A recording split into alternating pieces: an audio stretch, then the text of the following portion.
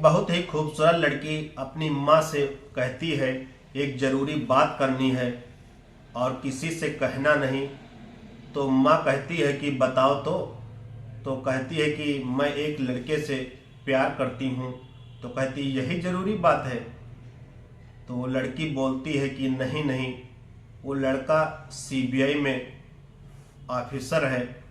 तो वो माँ खुश हो जाती है, और क्योंकि उस लड़की की इतनी माली हालत ठीक नहीं है, वो एक सामान्य गरीब परिवार की लड़की है, तो वो बहुत खुश हो जाती है और कम पढ़ी लिखी है।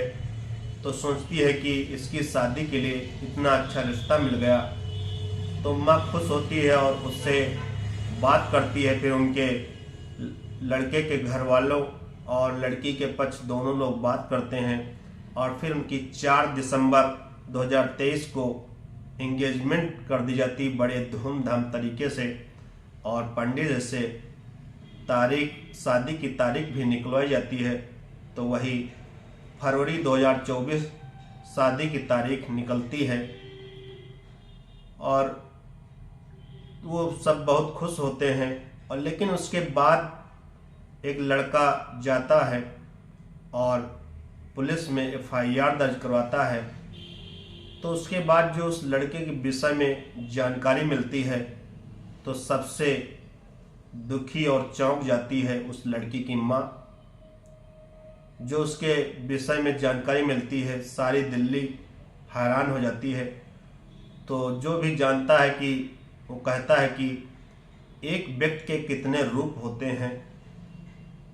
एक इधर अपने बाप से, वो भी पिता से बोला था कि 3 बीघा जमीन बाप ने बेच दी थी कि हम मेडिकल में एडमिशन करवाने जा रहे हैं और जर्मनी जाना है। और इधर सीबीआई अधिकारी बन करके लड़की को बताया और उससे रिश्ता, उसके प्यार में, वो रिश्ते में आ गया और उसके साथ संबंध भी बनाया। तो सब लोग जानते हैं, हैरान रह जाते हैं कि एक ही व्यक्ति के कितने चेहरे होते हैं। तो नमस्कार, आदाब, सत श्री अकाल। भारत टीवी 20 की क्राइम कहानी में आपका स्वागत है। उम्मीद है आप लोग स्वस्थ होंगे और मस्त होंगे। आज कहानी उसी लड़के की है, और इसी में एक महिला से उसको प्यार होता है। और दरअसल एक कहानी है, सच्ची घटना सुनाने जा रहा हूँ। ये घटना है दिल्ली का एक इलाका है नंदनगरी। और दरअसल यहाँ एक दिलशाद गार्डन का रहने वाला एक लड़का, उसका नाम होता है महावीर, जो नंदनगरी थाने में जाता है और कहता है कि हमारी माँ जो 61 साल की है, उसके पास 2 मकान हैं, और एक नंदनगरी में है, एक हर्षनगर में है। वो गई थी किराया वसूलने और आज 3 दिन हो गए हैं, अभी उसका कोई अता पता नहीं मिला है। और वो लड़का इस बीच जगह जगह उसकी तलाश करता है, और पुलिस उसकी वो एफआईआर ले लेती है। लेकिन वो अपना ही पुलिस रवैया, ढुलमुल रवैया, गुमशुदगी की रिपोर्ट दर्ज करके शांत बैठ जाती है। और लड़का जगह जगह उसकी तलाश कर रहा था अपनी माँ का। कोई रिश्तेदार है, उसके सगे संबंधी, कोई भी ऐसा नहीं छूटा जहाँ उसका उठना बैठना था। हर जगह उसने तलाश की, लेकिन उसका पता नहीं चल रहा था। और 15 दिसंबर को, इसी बीच 15 दिसंबर 2023 की दोपहर लगभग 2 बजे नंदनगरी थाने में पुलिस के पास फोन पहुंचता है, और साहब यहाँ से एक मोहल्ले से, एक कमरे से दुर्गंध आ रही है। हर्ष बिहार कॉलोनी से दुर्गंध आ रही है। वह दुर्गंध आ रही है, उसके पास नंदनगरी पुलिस के पास सूचना जाती है और पुलिस पहुंचती है। तो पुलिस वहां पर उस कॉलोनी में जाती है और उसकी तलाश करती है। तो पता लगता है कि नीचे वाले फ्लोर में एक कमरा है, वहां से उसकी दुर्गंध आ रही है। तो जब उस कमरे में जाती है तो वहाँ कुछ सब सामान्य सा दिख रहा था, लेकिन उसके बाद देखा कि एक दीवान है, दीवान के अंदर एक डेड बॉडी पड़ी है। वो सड़ चुकी थी और पिन्नी में लपेटी हुई पड़ी है, उसकी पहचान भी करना मुश्किल था। लेकिन इसी बीच पुलिस उसको ले जाती है, पोस्टमार्टम रिपोर्ट की जाती है, तो उसकी पहचान होती है। वही 61 साल की आशा देवी के नाम से उसकी पहचान होती है और उसके नाम से ही गुमशुदगी की रिपोर्ट थाने में दर्ज थी। तो वो उसकी पहचान करती है और तब पुलिस जब उसकी पहचान करने के बाद इसकी जांच करती, आखिर इसका कातिल कौन है, किसने मारा, तो जगह जगह इसकी जांच पड़ताल करती। फिर उस कॉलोनी में जाती है और कॉलोनी में पूछताछ करती है। तो इस बीच पता चलता है कि एक यहाँ पर एक लड़का रहता था, वो एकाएक गायब हो गया है। वही 10 दिसंबर से ही गायब है। और तो वो उसका आधार कार्ड से उसकी निकलवाया था, पता क्या है उसका, तो पता चलता है कि वो लड़का होता है जिसका नाम देवेंद्र कुमार उर्फ देव है। उत्तर प्रदेश के अलीगढ़ जिले के धीमरपुर का रहने वाला है। पुलिस की एक टीम गठित की जाती है और ऐसी प्रभारी होते हैं अभिषेक गुप्ता, और ये टीम SHO रणधीर सिंह के साथ पहुंचती है और उसके गांव जब धीमरपुर पहुंचती है तो लड़का खैर आसानी से पुलिस की पकड़ में आ जाता है और पता चलता है कि वो इधर उधर पहले बताता है कि ऐसी कोई बात नहीं, लेकिन उसके बाद पुलिस जब कड़ाई से पूछताछ करती है तो बताता है कि हमारा कुछ 2015 हम अपने गांव से गए थे बड़े आदमी बनने के लिए, अपना कमाने के लिए, लेकिन इसी बीच हमने कॉपर का धंधा शुरू किया और कॉपर का धंधा अच्छा खासा चल रहा था। और तब तक वही लॉकडाउन आ गया। लॉकडाउन में हम 2015 में हर्षनगर कॉलोनी में रहने लगे थे और इसी बीच वो अपने गांव भी आया था और पिताजी से कह रहा था कि हमको जर्मनी जाना है, डॉक्टरी की पढ़ाई करना है, हमको कुछ पैसे का इंतजाम कर दीजिए। तो पिताजी उसके सामान्य से गरीब व्यक्ति थे, उन्होंने उनके पास पैसे तो थे नहीं, लेकिन 3 बीघे जमीन बेचकर उसको पैसे दे दिया और ये चलाया। 2015 में इसी हर्षनगर कॉलोनी में रह रहा था। और इसी बीच वो आशा देवी जो थी, जिनकी उम्र 61 साल की थी, 2015 में अगर पहले देखा है तो 55-56 साल की थी और आज की वो 61 साल की हो गई है। तो उस समय ये किराया लेने के लिए जाया करती थी। तो इसी बीच उससे उसका संपर्क हो गया था और ये दोनों बताया जाता है कि प्रेम संबंध में थे और इनका आना जाना था।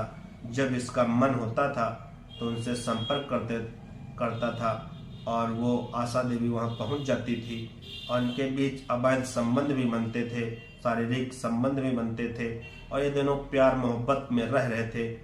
एक सभी लोग जब इन लोगों के बीच ये जानकारी गई तो सभी सन्न रह गए कि एक 61 साल की औरत और 32 साल का एक लड़का, उससे 61 साल की औरत भी प्रेम संबंध में थी और अवैध संबंध बना रही थी और वो उसका पति खत्म हो चुका था। तो जब देवेंद्र कुमार उर्फ देव का इधर ऊपर फ्लोर में एक लड़की थी, उसको देखा करता था, उससे बातचीत हुई और उससे उसका प्यार मोहब्बत चालू हो गया। इसी बीच वो आशा कुमारी को ये बात पता चली तो उनको ये गलत लगा और वो वहाँ पर उसको फ़ोन करके 10 दिसंबर 2023 को वहाँ पहुँच गई हर्षनगर कॉलोनी में और वहीं पर उससे झगड़ने लगी।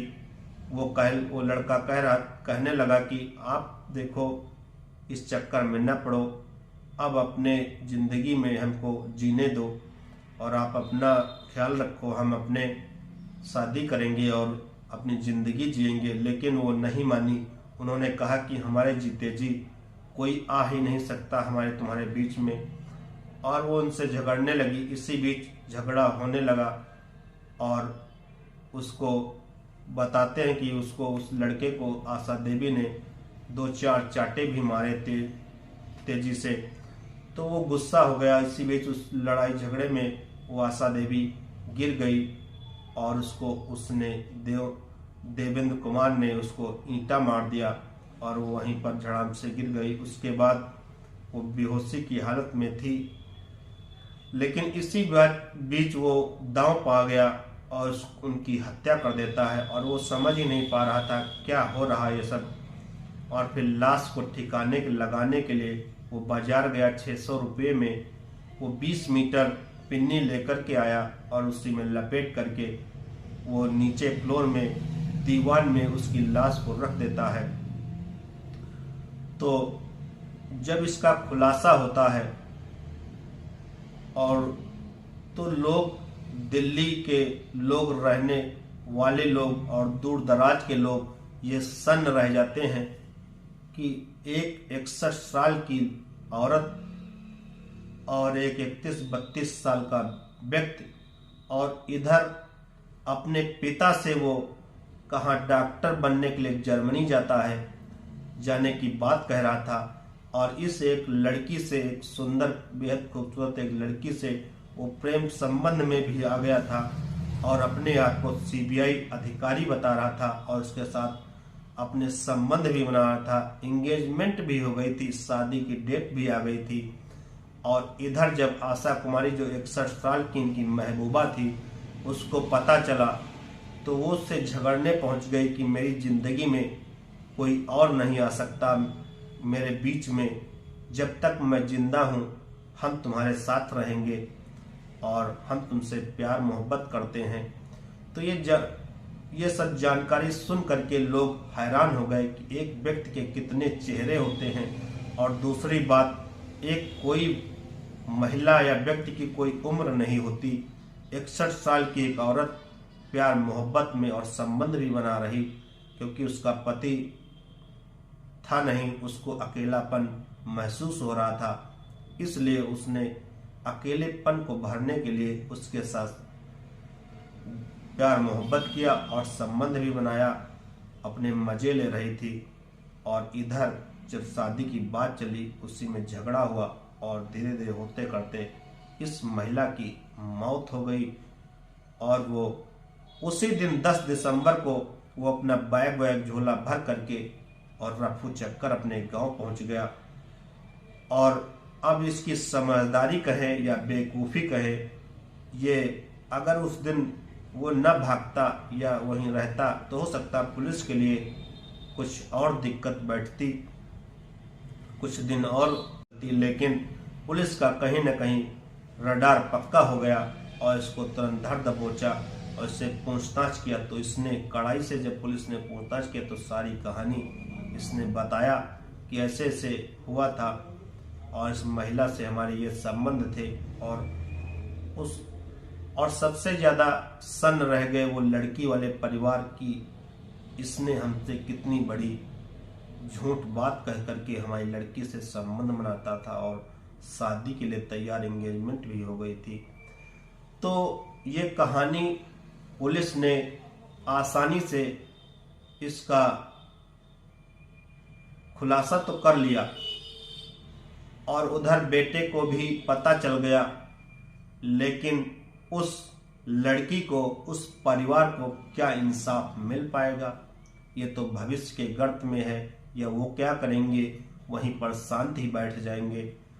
तो ये सवाल यहाँ पर है।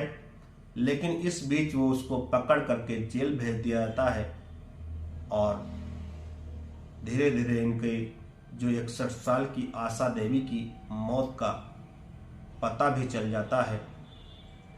और कहानी तो अब आगे की कहानी में फिर हम आपको मिलेंगे। तब तक के लिए देखते रहिए भारत टीवी 20 की क्राइम कहानी।